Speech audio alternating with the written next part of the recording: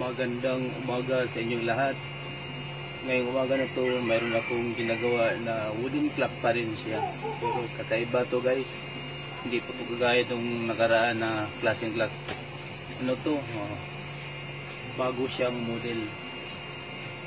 2025 model to guys. Pakita ko sa inyo mamaya yung modelo ng clock na ginagawa ko. Magandang klaseng wood to guys. Kasi ano to? Kamatsili, kung sino yung kabisado ng kahoy ng kamatsili. Napaka-rare din ng mga ano to, rare ng ano niya, klase ng kahoy.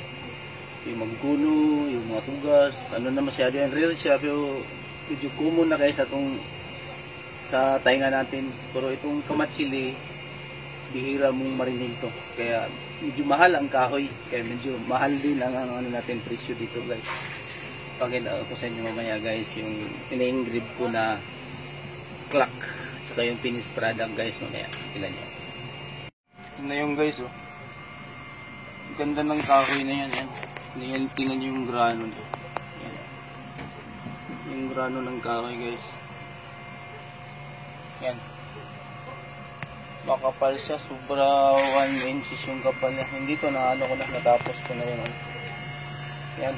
Utom stock na naman, E5 Pro yung magalaw dito. Ganda ng galawan ng ano, utom stock. Pakatibay. Yan guys, yan. Tingnan mo yung ano, yan.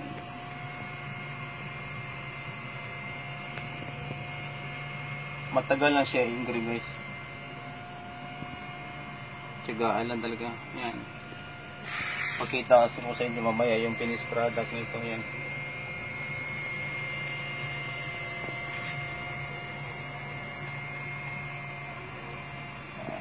Right, thank you. Maya yung finished product idugtong ko na lang dito guys.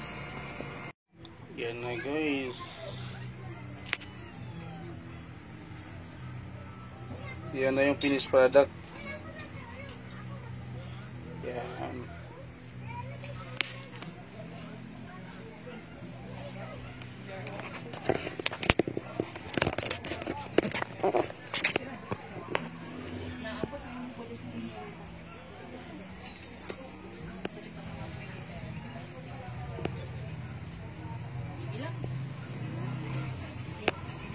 Okay, right.